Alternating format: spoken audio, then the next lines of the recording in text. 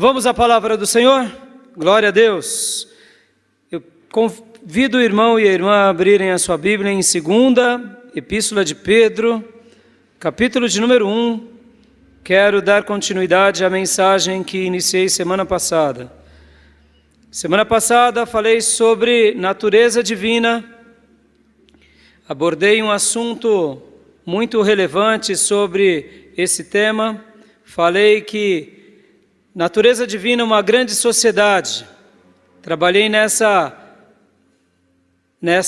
perspectiva, dizendo que Deus, o tempo todo, deseja que nós tenhamos a natureza divina, e não somente quer que tenhamos, mas Ele nos chama a viver essa nova natureza, nos dá meios para essa natureza, e comparei essa natureza divina a uma grande sociedade. Deus deseja que nos tornemos sócios dele na dimensão daquilo que acontece na nossa família. Vivamos uma vida de comunhão, uma vida desfrutando dessa verdade. E deixei assim uma síntese mostrando que a natureza divina, ela é gerada por Deus e somente por Ele na nossa vida. Hoje eu quero trabalhar nessa minha segunda mensagem, a natureza divina, um convite ou uma oportunidade irrecusável ou irresistível. Eu não sei se você refletiu sobre o que eu preguei, espero que sim, mas desejo que nessa noite você se atenha ao convite de Deus e possa desejar ardentemente ver na sua vida, na sua família, na nossa igreja, a natureza divina entre nós. Amém? E hoje eu quero ler o texto de 2 Pedro, capítulo 1, do versículo 3 ao 11. E essa mensagem, ela começou a trabalhar na minha vida no dia em que o Raimundo Fabiano, nosso seminarista, pregou numa quarta-feira.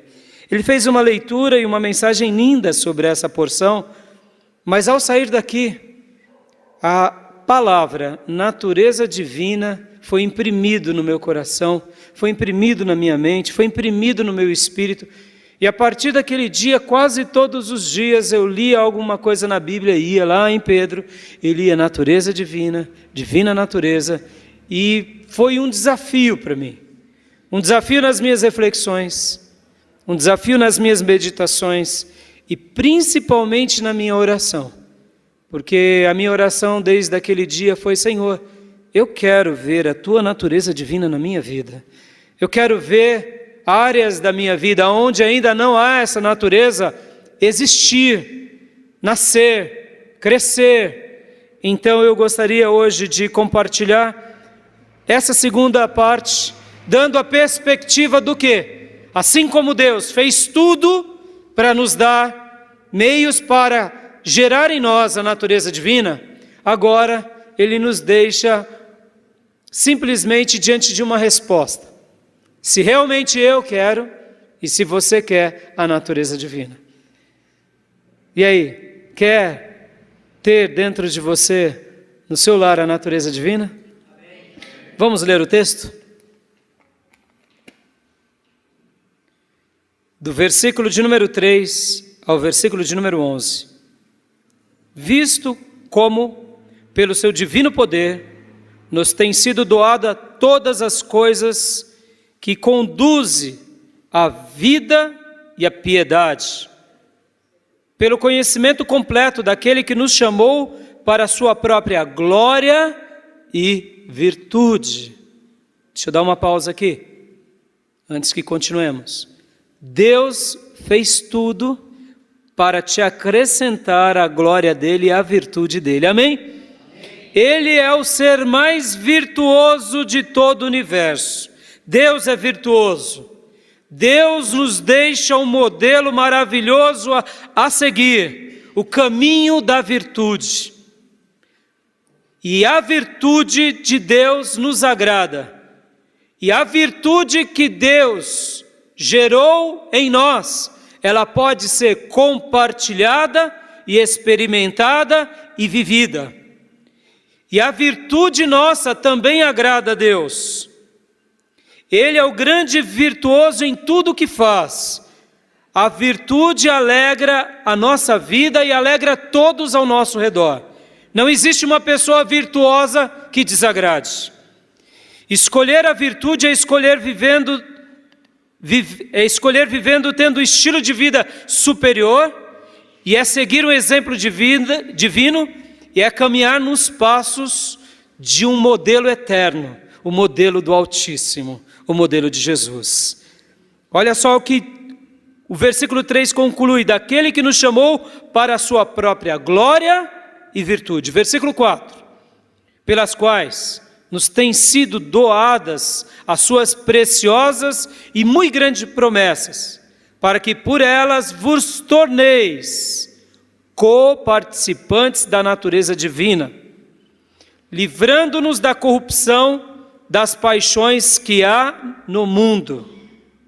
Versículo 5: por isso mesmo, vós, reunindo toda a vossa diligência, associai com a vossa fé a virtude, com a virtude o conhecimento, com o conhecimento o domínio próprio, com o domínio próprio a perseverança, com a perseverança a piedade, com a piedade a fraternidade, com a fraternidade o amor. Porque estas coisas existindo em vós e em vós aumentando, fazem com que não sejais nem inativos, nem infrutuosos no pleno conhecimento do nosso Senhor Jesus Cristo. Pois aqueles que estas coisas não estão presentes é cego, vendo só o que está perto, esquecido da purificação dos seus pecados de outrora. Por isso, irmãos, procurai com diligência, cada vez maior, confirmar a vossa vocação e eleição. Porquanto, procedendo assim, não tropeçareis em tempo algum. Pois desta maneira é que vós será amplamente suprido a entrada no reino eterno do nosso Senhor e Salvador Jesus Cristo. Amém. Vamos orar? Deus, nessa noite fala aos nossos corações e amplia, ó Deus, tudo aquilo que em nós tem sido limitado, tem sido esbarrado, tem sido impedido, para que possamos, ó Deus, desfrutar dessa natureza divina, desfrutar de tudo que o Senhor espera para nós, em nome de Jesus Cristo. Amém. Amém, meus irmãos? Glória a Deus. Deus quer te ajudar, Deus quer nos ajudar a termos uma vida virtuosa. Pedro mostra aqui que Deus ele é virtuoso. Pedro mostra aqui que Deus fez uma grande obra, abrindo as portas e janelas do céu para dar-nos uma natureza divina. A nossa única participação nesse processo é o ato de fé. A fé de Abraão, aquela fé que diz: sim, Senhor, eu recebo de Ti tudo que Tu tens para mim. Sim, Senhor, eu acredito em Ti. Por que eu estou falando isso, irmãos? Porque muitas vezes nós achamos o seguinte, que pelos nossos próprios atos podemos tornar-nos pessoas que têm uma natureza divina. Não podemos. Isso é uma obra de Deus, é uma obra do Espírito Santo de Deus. Homem algum, religião alguma, pode fazer com que a divina natureza nasça em nós.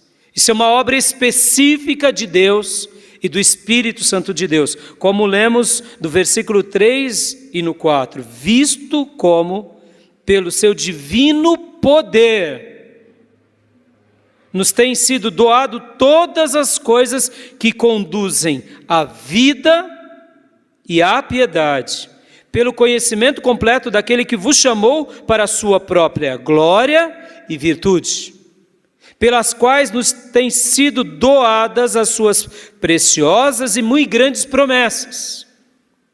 para que por elas vos torneis coparticipantes da natureza divina. Ou seja, é Deus quem faz alguma coisa por nós. É Deus. Pastor, quem é no universo que tem a natureza divina? Os anjos, os arcanjos, os querubins, os serafins?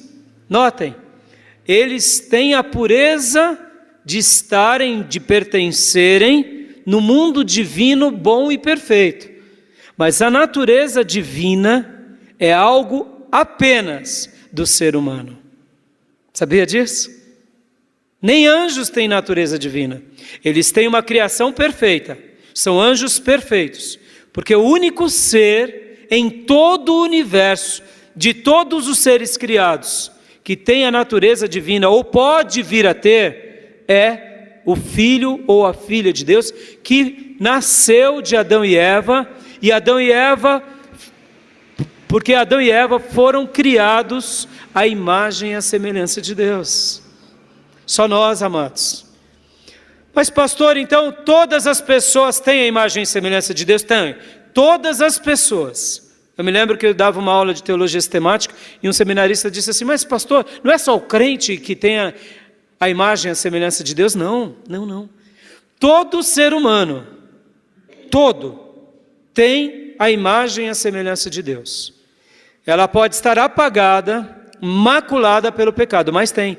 É por essa razão que Satanás, o inimigo das nossas almas, tenta aniquilar essa imagem.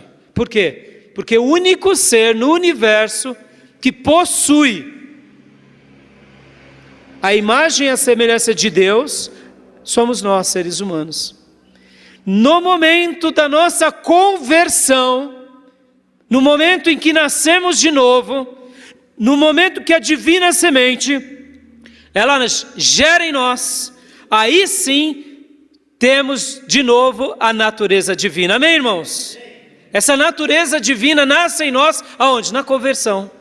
Somos a imagem e semelhança de Deus, mas ainda não temos a natureza divina. Mas no momento em que nos convertemos, mediante a obra de Cristo, mediante o poder de Cristo, a natureza divina aflora em nós. Aleluias! Você pode dar um glória a Deus, meu irmão? Você foi criado por Deus. Você tem a imagem e a semelhança de Deus. E você que um dia entregou a sua vida a Jesus Cristo, você possui a natureza divina. Posso ouvir um glória a Deus? Isso é para mudar a nossa perspectiva. Por isso que hoje, aqui na primeira mensagem, eu falei sobre Deus nos chama para essa sociedade, por esse grande projeto.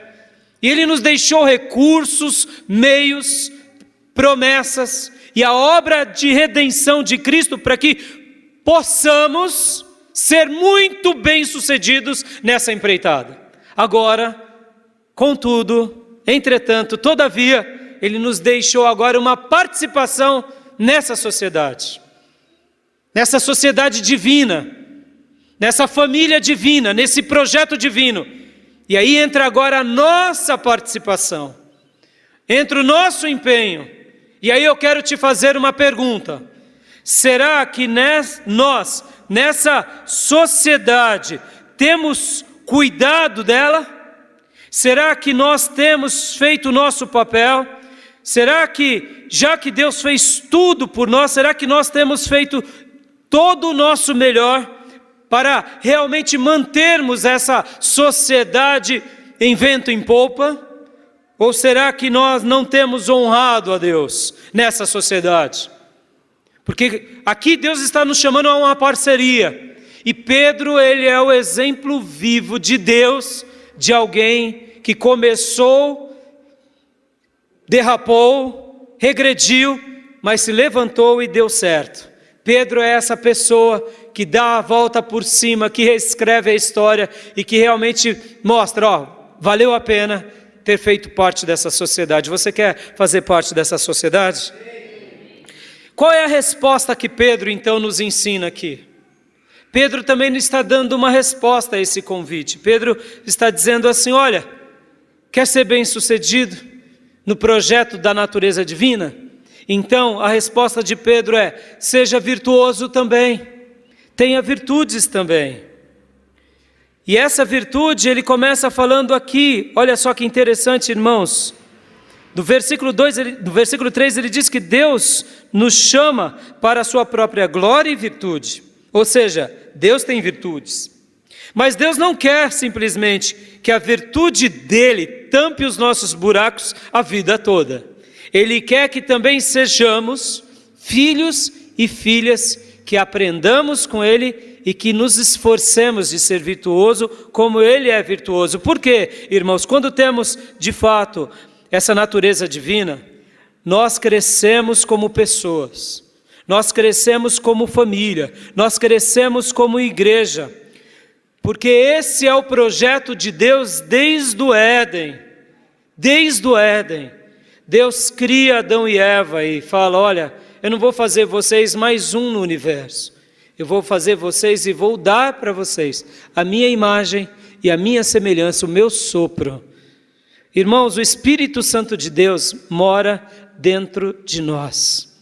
Há apenas 2 lugares que a Bíblia afirma que o Espírito Santo de Deus habita nessa existência. Sabe quais são? O primeiro deles é na Bíblia.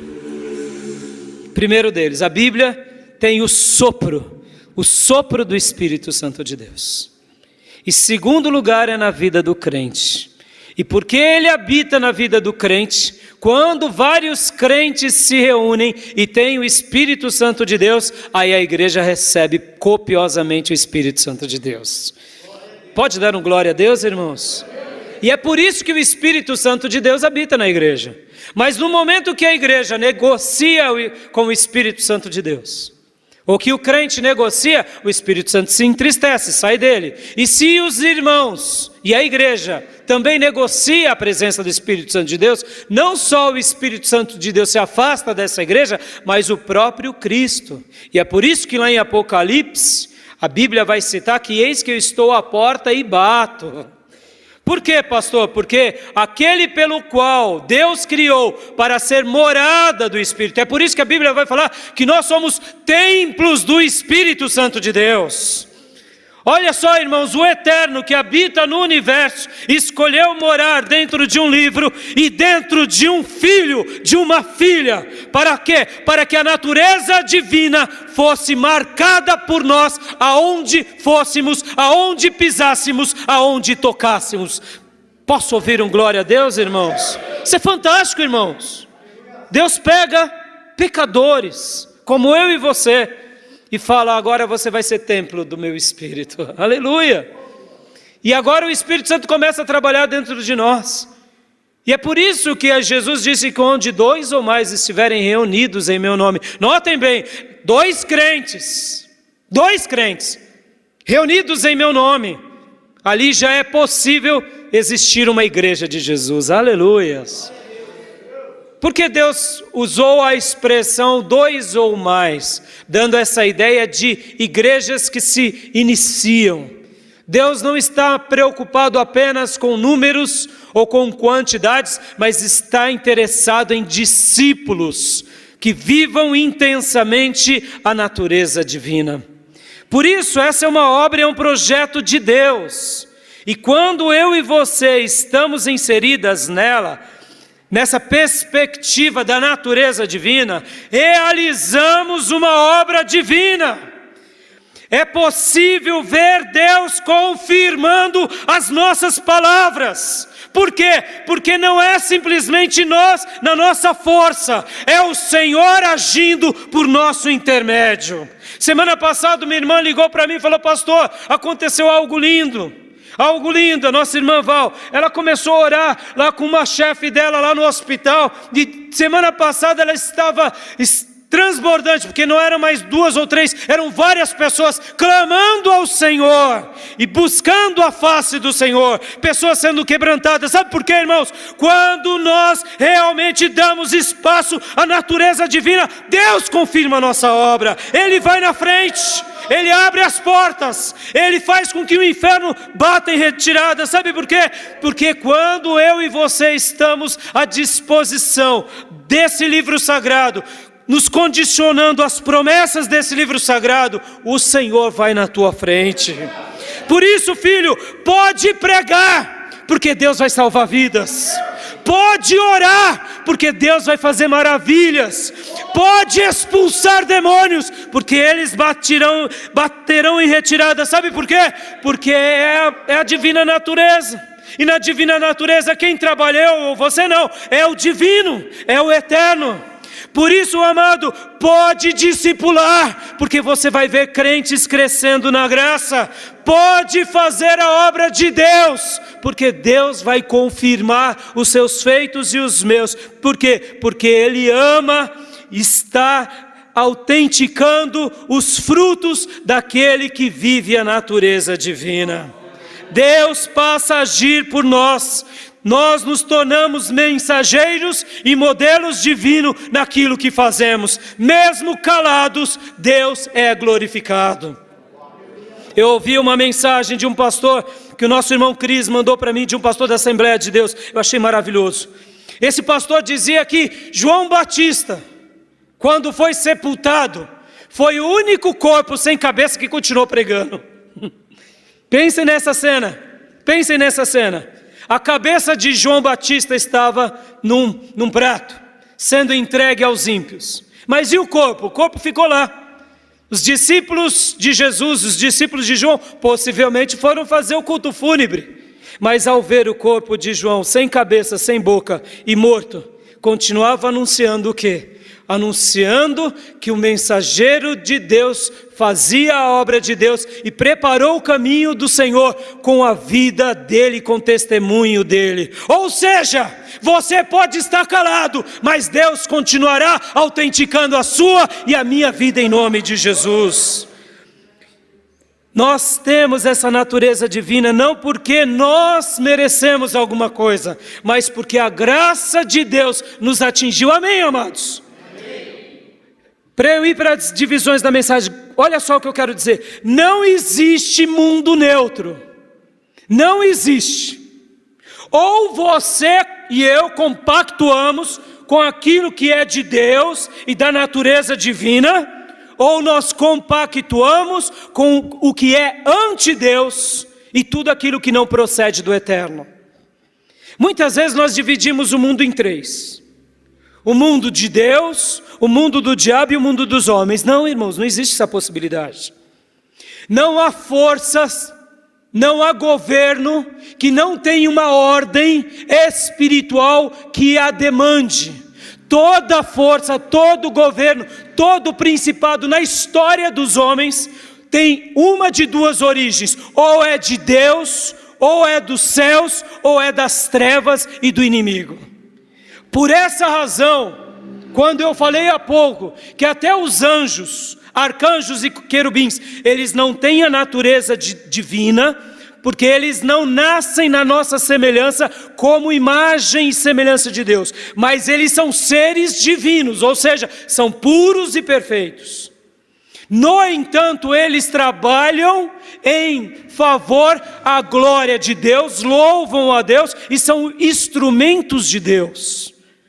Essa questão neutra, humana, racional, onde nós dizemos, não, isso é só dos homens, isso não existe no mundo espiritual. Ou acreditamos no céu e na glória de Deus, e no governo de Deus, e no poder de Deus, e nos sujeitamos a Ele, ou não acreditamos, e mesmo que tenhamos uma ideia deísta, ateísta, seja qualista que for, estamos no governo humano, de ordem do inimigo do Senhor. Ficou claro isso, irmãos? Estou falando isso para vocês notarem e já imaginarem e se desprenderem, muitas vezes talvez de uma utopia, ou talvez de uma falta de conhecimento, porque a gente fala, isso daqui é só dos homens. Muitas vezes o que é dos homens, que não agrada a Deus, já está sendo anti-Deus ou anticristão. Logo, se é algo anticristão, está sobre o governo e ajude-se do inimigo. E é isso que faz a gente temer, muitas vezes, porque muitas vezes a gente fala, não, mas não tem nada a ver. Eu sou um cristão, mas não sou topeiro. Não tem nada a ver. E aí quando vai ver, nós estamos totalmente mundanos, distantes do Senhor. Indo para as divisões aqui da minha mensagem, Pedro fala então o quê? Que para eu ser sócio de Deus, para eu ver essa natureza de Deus existindo em mim, olha só, eu quero ler de novo, deixa a Bíblia de vocês bem aberta, irmãos. Olha só que interessante, versículo 8, 9, 10 e 11. 8, 9, 10 e 11. Notem, Pedro está falando o seguinte: nós podemos participar desse projeto. Nós podemos militar nesse projeto. Nós devemos nos esforçar nesse projeto. E olha aqui o versículo 8, 9 e 10 vão dar ênfase nisso. Porque estas coisas, que estas coisas são essas? Versículos 5 e o 6, que eu já chegarei lá. Portanto, estas coisas existindo em vós. Opa, peraí pastor, o senhor não disse que é Deus que faz tudo? Disse. E eu não falei que Deus te chama para uma sociedade? Não foi?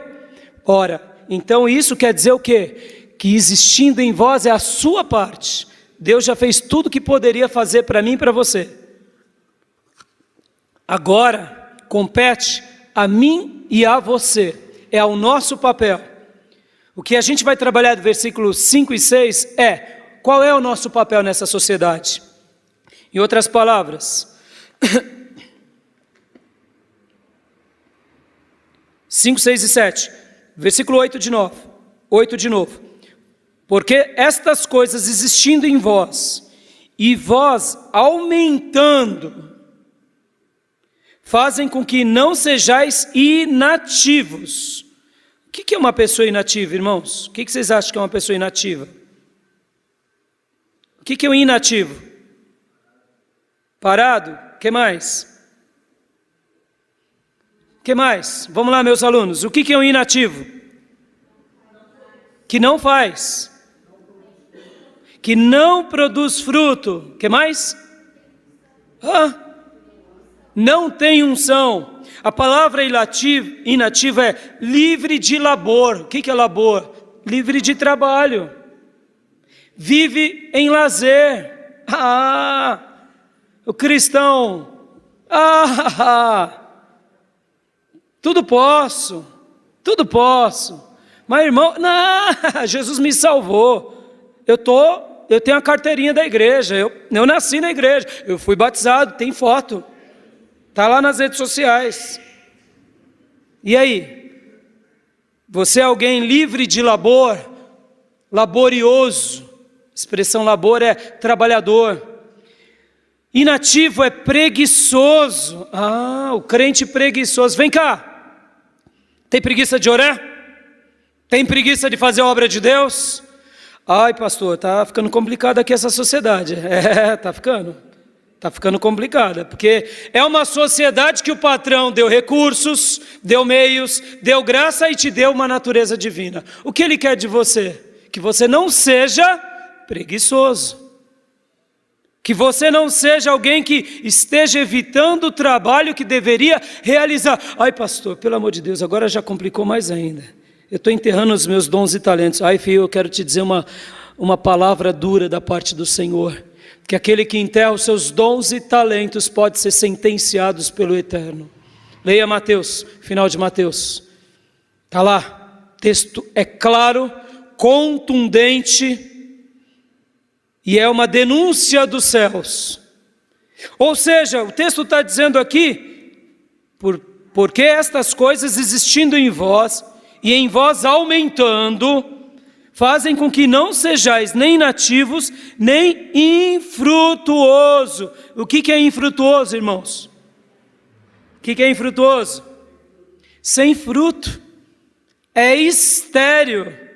Sem produzir o que deveria produzir. O que Deus quer que você produza? Não, Deus quer que eu seja próspero. Deus quer que você produza frutos dignos de arrependimento, frutos do Espírito, fruto de alma, fruto do reino de Deus. Quando eu e você dá o ouvido devido ao virtuoso eterno e se dispõe. O texto bíblico, irmãos, dá a ideia militar. Diligentemente. Diligência, continência, postura. Quando eu e você nos colocamos à brecha e olhamos para o Altíssimo e dizemos: eu vou fazer a tua obra, Senhor. Eu sei que eu não tenho muito a oferecer, Senhor. Eu tenho limitações, Senhor. Mas eu estou nas tuas mãos, ó Eterno. Deus confirma a obra da tua vida. E o texto está dizendo aqui: porque estas coisas existindo em vós e aumentando, fazem com que vocês não sejam inativos, preguiçosos, nem infrutuosos, ou seja, nem estéreos, no pleno conhecimento do nosso Senhor Jesus Cristo. Pois aquele a quem estas coisas não estão presentes é cego. Ou seja, nessa noite Deus quer quebrar em nome de Jesus todo tipo de cegueira, cegueira espiritual, cegueira onde nos gera a sermos muitas vezes estéreos, preguiçosos. Amado, você pode se dispor com o que você tem. Jesus não te pede muita coisa, pede apenas para que sejamos fiéis. Lembrem-se da multiplicação dos pães, a lição da primeira e da segunda. Qual é a grande lição? O mestre disse aos apóstolos: deem-lhes de comer. E eles dizem: mas Senhor, nós não temos recursos. A oferta que foi colhida hoje é muito pouca, Jesus. E mesmo que tivéssemos como comprar, não teria como sustentar. E o Senhor pergunta de novo: o que vocês têm? Aí eles catam lá um garotinho, pegam a lancheira de um garoto cheio de fome e falam: daqui, garoto. Esse garoto possivelmente estava ouvindo Jesus. E ele faz aquele garoto o que os apóstolos deviam fazer. Chegam um dos apóstolos e dizem: Senhor, tem aqui um garoto que está oferecendo alguns peixinhos e pães. E o Senhor então olha para aquilo e diz: então era isso que eu precisava. Era o que eu precisava de alguma coisa. O que você tem para Deus? Você tem algum tempo para Deus? Você tem alguma aptidão para Deus? Entrega nas mãos do Senhor. E a natureza divina vai confirmar o teu trabalho em nome de Jesus. Milhares de pessoas por 2 vezes comeram o fruto da disposição daquele garotinho. Qual é o nome dele? Nós não sabemos, mas foi um garoto de fé. Você pode orar, você pode evangelizar, alguma coisa eu e você podemos fazer para o Senhor. Pois aquele a quem está estas coisas não estão presentes é cego, vendo só o que está perto, esquecido da purificação dos seus pecados de outrora. O texto aqui dá uma ideia de uma cegueira espiritual, que só enxerga o que está perto e não enxerga o passado, o que Deus fez na tua vida. Deus te salvou, te livrou, te deu uma igreja e o Espírito Santo. Receba em nome de Jesus a cura na sua vida. E o versículo 10 diz: por isso, irmãos, procurai com diligência, cada vez maior, com diligência, com postura diligente, com postura de alguém que realmente se dispõe, cada vez maior, confirmar a vossa vocação e eleição. Ora, a minha diligência, a minha postura, o meu modo de se comportar, não me garantem muita coisa se amanhã eu mudar, mas enquanto faço, enquanto milito, enquanto estou, eu confirmo de fato que eu estou sendo vocacionado pelo divino e eleito pelo divino, e confirmo que a natureza divina está sobre a minha vida e a sua. Porquanto, procedendo assim, não tropeçais em tempo algum. Aleluia. Eu me lembro de uma ocasião que eu estava discipulando uma família, e aí uma irmãzinha nova convertida chegou e falou assim para mim: mas pastor, pelo amor de Deus, fiquei sabendo, pastor, que um pastor aí, conhecido, pecou, pastor. Ele chutou o pau da barraca e retrocedeu.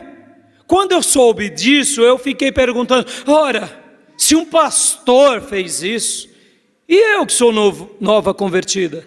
Aí eu olhei para ela e falei: filha, descansa. Descansa em Deus. Porque o que faltou nesse pastor, pode faltar em todos nós. Mas o que sobra em muitas vezes no novo convertido, pode sobrar na nossa vida o resto da vida. E ela não estava entendendo muito bem, eu expliquei para ela: O que Deus mais preza de nós não é o que conhecemos, ou a história do nosso passado, nem as nossas glórias. Deus espera de nós, dia a dia, a nossa obediência, amado. No dia em que o homem de Deus começa a não mais obedecer, ele perece. Pode ser apóstolo, pode ser quem for, até os anjos caíram, porque de repente não quiseram mais se conservar na obediência. Por isso que Deus espera de nós o quê? Que obedeçamos, que façamos o nosso papel, que o amemos, porque fazendo isso não tropeçaremos em tempo algum. Glória a Deus! Nós não tropeçaremos, por quê? Porque a divina natureza vai nos ajudar, vai nos fortalecer. Por quê? Porque nós estaremos diligentes diante do Senhor. Pois dessa maneira é que vos será amplamente suprida a entrada no reino eterno do nosso Senhor e Salvador Jesus Cristo. Olha aqui como conclui Pedro, dizendo: olha, continue assim, faça o seu papel de virtude e continue nesse caminho, porque continuando assim, nós veremos o nosso Senhor e Salvador Jesus Cristo. Entraremos no céu, teremos uma caminhada maravilhosa e entraremos no céu. Mas qual é a grande lição de Pedro para nós com relação às nossas virtudes? Vamos ver agora o versículos 5, 6 e o 7. Versículos 5, 6 e 7, olha só o que o texto bíblico diz. Por isso, vós, reunindo toda a vossa diligência. A diligência, irmão, sabe você já viu aquela criança que você chega assim para ele e fala assim: filho, amanhã o papai vai comprar para você aquele joguinho, sabe? Aquele que você... Papai, o joguinho. É, filho, amanhã. Não, pai, agora, pai, agora. Agora, não, agora não tem loja aberta. Não, pai, agora. Aí ele vai dormir. Pai, já acordou? Já chegou no amanhã? Sabe, já viu essa situação? Que isso nos lembra a afobação, uma pressa. A diligência tem a ver com esse desejo afobado de fazer o bem, de fazer o que é correto. A expressão no grego de diligência é alguém que está nesse ímpeto de ansiedade em executar. Sabe aquilo lá, jovem? Eu vou comprar minha casa para casar. Ai, meu Deus. Eu vou comprar a casa, mas o contrato não sai, o banco não manda. Promover algo nesse ponto de executar. O rapaz do banco liga para você, 4 horas da tarde, olha, o seu documento chegou para você assinar a sua hipoteca, a compra da sua casa. Você está a 2 horas de distância, você fala, fica aí que eu dou um jeito. Você pega um táxi e sai rapidinho, sabe o que é isso? Isso, o nome disso é diligência. É fazer algo com muito interesse e com muita seriedade. Por quê? Porque isso é relevante. O apóstolo Pedro está dizendo aqui: por isso mesmo, vós, reunindo toda a vossa diligência, associai com a vossa fé. Que fé? Aquela fé lá, de crer em Deus como Abraão creu, e isso lhe foi imputado como justiça. E a virtude de Deus, agora é que passa a ser tua também, porque você recebe da parte do Senhor essa graça. Porque a palavra virtude, irmãos, ela tem a ver com algo muito interessante, ela tem a ver com uma conduta. O que é uma virtude? Uma virtude é uma conduta virtuosa de pensamentos, de sentimentos, de ação. É uma bondade moral, ou seja, é qualquer excelência moral particular.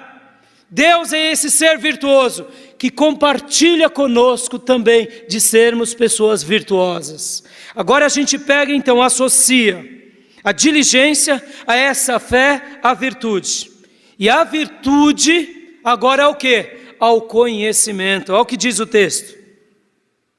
Que conhecimento é esse, pastor?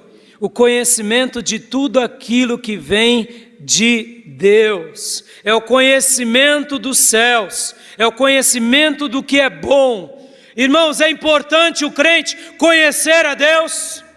É importante ou não é? Conheçamos e prossigamos em conhecer ao Senhor, disse o profeta. É importante, irmãos, você não ser alguém que diz, eu já sei tudo, mas que continue crescendo em conhecimento. Então você reúne a sua virtude ao conhecimento, o conhecimento ao domínio próprio. O que é o domínio próprio? É a temperança, é o autocontrole, é aquela virtude de alguém que domina os seus desejos e paixões, os apetites, em todas as áreas. Ah, pastor, eu sou alguém que me irrito. Irmãos, quem disse que um ser humano não pode se irritar? Jesus entra no templo e expulsa os cambistas. Jesus não chegou lá no templo e falou assim, Gabriel, tira a sua mesa aqui, Gabriel. A Bíblia lá em João vai dizer que Jesus entra no templo, expulsa os cambistas. Por quê? Porque ele ainda faz uma denúncia. Vocês estão fazendo da casa de meu pai um covil de ladrões e salteadores. Ou seja, a minha casa será chamada casa de oração. Jesus, ele repudia, ele contesta, ele ensina e ele pratica, porque a casa era dele. Irai-vos, mas não pequeis, diz a palavra do Senhor. Entregue ao Senhor a nossa ira, para que a vingança venha do Senhor. Ou seja, irmãos, o que é temperança? É ser uma pessoa equilibrada. Tem alguns momentos da nossa vida que a gente precisa um pouco mais de sal. Alguns momentos da nossa vida que a gente precisa um pouco mais de pimenta. Alguns momentos da nossa vida que a gente precisa um pouco mais de açúcar. Ou seja, uma pessoa equilibrada. Domínio próprio tem a ver com a temperança. Você já viu a mamãe uma vez, já fez o arroz, o feijão, e ao invés de sal colocou açúcar? Já comeu essa comida? Ficou horrível, porque você está cheio de fome, criança que chega da escola cheia de fome, e de repente vai comer a comida, e a comida doce, parece comida de japonês, comida doce.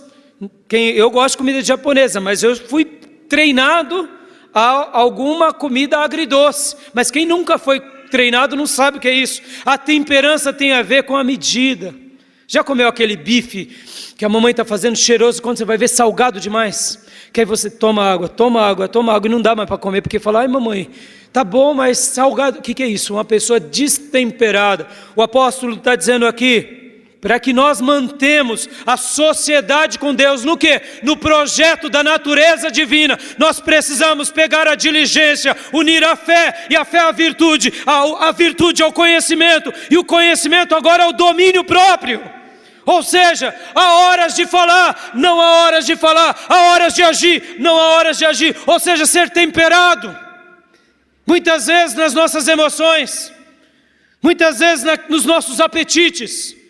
Muitos jovens ficam com um sentimento de pecado, ai pastor, eu passei por uma moça, e a moça mexeu, fiquei doido, aleluia, isso é normal, porque seria estranho o oposto. Passou um rapaz por mim, pastor, e eu me estremeci. Isso é anormal. Isso é, queima ele, Jesus. Isso está errado. Por quê? Porque nós nascemos para ser atraídos por mulheres. O problema é como nós nos posicionamos diante disso. Enquanto formos vivos é normal isso. É normal. Continuando aqui o que diz o texto. O conhecimento ao domínio próprio, o domínio próprio à perseverança. O que é perseverar? É alguém estável, é alguém constante, é alguém tolerante, é uma característica daquele pela qual não desvia do seu propósito, não nega o seu Deus, não nega as suas raízes, não nega a sua fé. Antes tem lealdade e piedade diante das maiores provações. Por quê? Porque ele persevera em meio ao sofrimento, ele tem paciência, ele tem firmeza, ele tem lealdade, ele persiste com paciência, constância. Por quê? Porque é perseverante. Ou seja, Deus quer que tenhamos domínio próprio e associemos ele à perseverança. Amém, irmãos? Você tem sido alguém que persevera naquilo que você deseja? Ou alguém diante da primeira prova desiste? Pedro continua dizendo, e olha, irmãos, no português vem essa construção, a virtude ao conhecimento, o conhecimento ao domínio próprio à perseverança. Parece assim que Pedro está sendo redundante, mas no original tem duas construções de duas palavrinhas que dão ênfase a isso mesmo. É dessa forma, é assim que eu quero, é assim que eu penso, é nisso, porque isso é importante mesmo. Ou seja, Deus muitas vezes é enfático conosco. Por quê? Porque a natureza divina é maravilhosa. E quando nós desfrutamos disso, nós colhemos o fruto de tudo isso. Glória a Deus. E o texto continua dizendo, perseverança. E a perseverança agora a piedade. O que é piedade? É reverência, é respeito, é fidelidade a Deus, é religiosidade no sentido positivo, pio, santo, é tudo aquilo que traz beleza em uma vida religiosa não legalista, mas numa vida religiosa onde vive Cristo de fato. Muitas pessoas dizem assim, eu não sigo nenhuma religião, eu sigo Cristo e o cristianismo. Irmãos, não. Tiago vai dizer que a religião verdadeira é cuidar do órfão e da viúva, que é realmente ter práticas de piedade. O cristianismo bíblico é a grande religião. Religião vem do latim que tem a ver com religare, ou seja, quando realmente nascemos de novo, temos a divina natureza, Deus nos religa a Ele, aleluia. Então, a minha perseverança, ela é unida ao que? A minha piedade. A minha piedade, ela é unida ao que? A minha fraternidade. Essa palavra fraternidade vem do grego, que é a mesma construção de Filadélfia, que é uma outra expressão da palavra amor, filéu. No grego temos 3 expressões no Novo Testamento para a palavra amor: eros, ágape e filéu. Todos eles significam amor. Mas Filadélfia tem a ver com esse relacionamento de amor entre irmãos, um amor fraterno, um amor onde eu cultivo pelos irmãos e luto pelos irmãos. Vem cá, você tem sido perseverante na piedade, mas tem falhado na fraternidade? Ah, meu irmão, olha a natureza divina aí indo para o ralo. Porque essa natureza divina, ela luta sim, ela tem perseverança, ela tem domínio próprio, mas ela luta pela piedade, mas ela luta também pela fraternidade, ou seja, pelo amor fraternal ao irmão. Irmãos, guarda isso, a igreja de Jesus é a arca de Deus na terra, é a arca. Como assim, pastor? Eu aprendi com o pastor Ricardo Gondim, certa ocasião pregando. Quando Deus falou para Noé, construa a arca, ele foi lá e construiu a arca em 120 anos. E Deus disse, eu vou trazer um casal de cada espécie, e quando elas entrarem, eu fecharei a arca. Irmãos, a Bíblia fala que Deus trouxe os animais, mas foi de competência de Noé e da família de Noé construir a arca. É da nossa competência edificar a igreja, é da nossa competência cuidar dos irmãos, é Deus quem traz, é Deus quem faz, mas é da nossa competência. E a Bíblia diz que Deus fecha a porta da arca, guarda isso. E quando Deus fecha a porta da arca, eles ficam por muitos meses boiando sobre a água. Agora pensa comigo, o que tinha dentro da arca? Noé, a esposa e os 3 filhos e as 3 noras. E o que mais? Um monte de bicho. Imagina o cheiro da arca. Vem cá, irmã. Você tem um totó em casa? Tem? Tem um baruque em casa? Tem um leão em casa? Não dá banho no seu cachorro não. Você vai passar a mão nele, ah, meu Deus do céu, está catinguento. Agora fique uma semana dentro de uma arca, repleto de animais. E animais comem. Não pense vocês que Deus mandou o dilúvio, jejum nos animais. Travou os animais. Não, irmãos, era da competência de quem limpar a arca? Noé e a família dele. E o que mais? Cuidar dos animais, dar comida para os animais, limpar cocô de animal. Por quê? Porque era a arca, a igreja é a arca de Deus. Quando eu digo isso, irmãos, teremos dificuldades, teremos sujeiras, teremos problemas. E essa é a matéria-prima da igreja. Essas ideias mirambólicas de projetos humanos, que onde a igreja não tem problema, isso não é bíblico.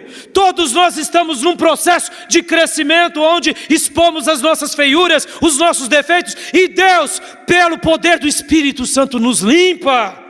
E isso só podemos enxergar e participar quando temos o quê? Fraternidade, que é Filadélfia, é amor pelo irmão. Porque no dia que eu nego meu amor pelo irmão, eu estou negando a natureza divina. E aí, junto com a fraternidade, vem Pedro e diz amor. Porque agora ele usa outra expressão, ele usa o ágape, que é o amor fraterno, o amor de irmão, o amor de Deus por nós, dando aquela ideia, olha, assim como Jesus nos amou, não basta eu ter esse amor simplesmente fraterno, tenho que ter o amor de Deus sobre todos nós. Quer realmente cuidar da sua natureza divina? Então, em nome de Jesus, lembre-se desses textos, porque são por meios dele que Pedro venceu. Pedro venceu porque com diligência, com postura, com zelo, ele uniu a fé dele à virtude. E logo de cara, unindo a fé dele à virtude, ele então associou essa virtude ao conhecimento de Deus, ao domínio próprio, à perseverança, à piedade, à fraternidade e ao amor. E o resultado disso foi o quê? Um homem com um quilate de uma natureza divina que até hoje marca os nossos corações. Eu e você somos como Pedro, que estamos sendo lapidados e moldados pelo Senhor. Agora, para eu concluir, eu quero fazer aqui apenas um desenho, para vocês entenderem um pouco tudo isso, de uma forma bem prática. Isso tudo que eu falei para vocês.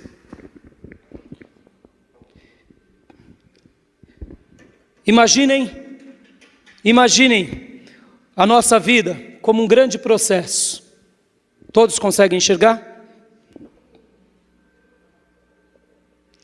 Imaginem isso. Imaginem que em algum momento, essas duas linhas dividem em duas etapas da nossa vida. A primeira etapa é essa, onde nós estávamos escravos pelo pecado. Essa era a nossa vida. Estávamos aqui, vivendo em algum momento, alguns mais perto do lodo, outros mais perto de uma vida religiosa, mas vivendo em algum momento. E de repente Deus nos salva.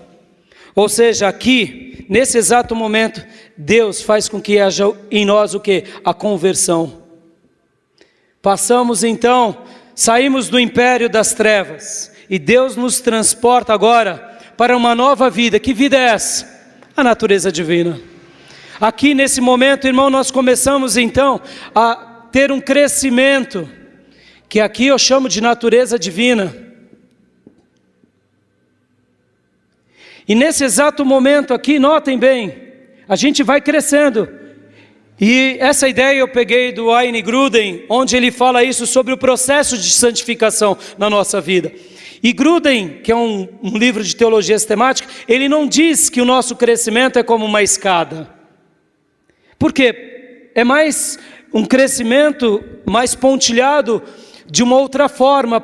E ele fala assim, por quê? Porque nas nossas experiências cristãs é mais serrilhada, porque muitas vezes a gente erra, a gente deixa de orar. E então o nosso erro, por não ter orado, a gente paga um preço e a gente fala assim, não, a partir de hoje eu não abandono mais a oração. Opa, rompeu esse degrau.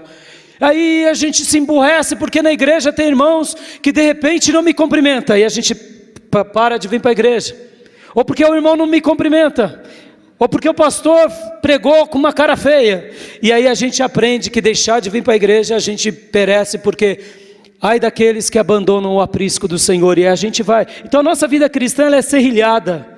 Por quê? Porque nesse processo serrilhado, demonstra os nossos aprendizados, os nossos erros e os nossos acertos. Irmão, Deus ele está construindo em nós até nos erros, aprenda isso. E aí de repente chega um momento, que é o momento então da nossa morte, nós morremos. E a partir daqui, entramos então no último estágio, e esse estágio é o estágio onde nós estamos agora aqui na santificação perfeita.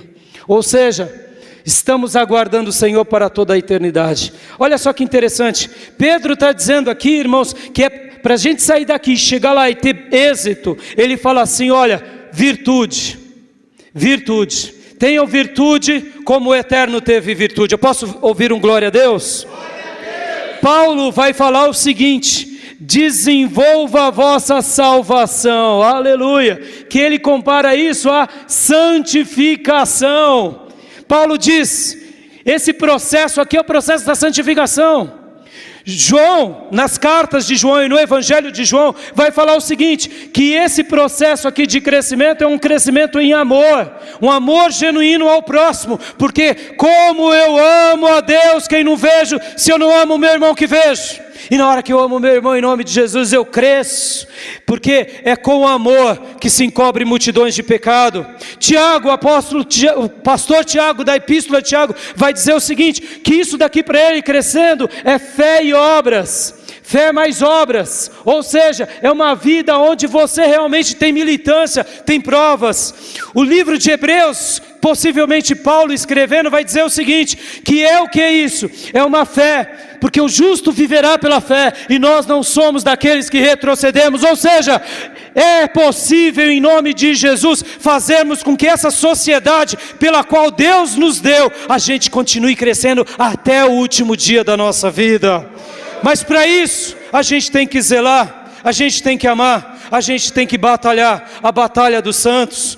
Judas, no livro de Judas, está escrito assim, batalhar pela fé, que uma vez foi entregue aos santos, ou seja, é batalha, é militância, é dedicação. Como você tem vivido, meu amado irmão, minha amada irmã, com tudo aquilo que Deus tem feito em você? Em nome de Jesus, nessa noite eu quero concluir dizendo, Deus tudo pode na nossa vida. Deus tudo pode entre nós. Deus nos uniu a Ele pelas cordas do seu amor, da sua graça e da sua virtude.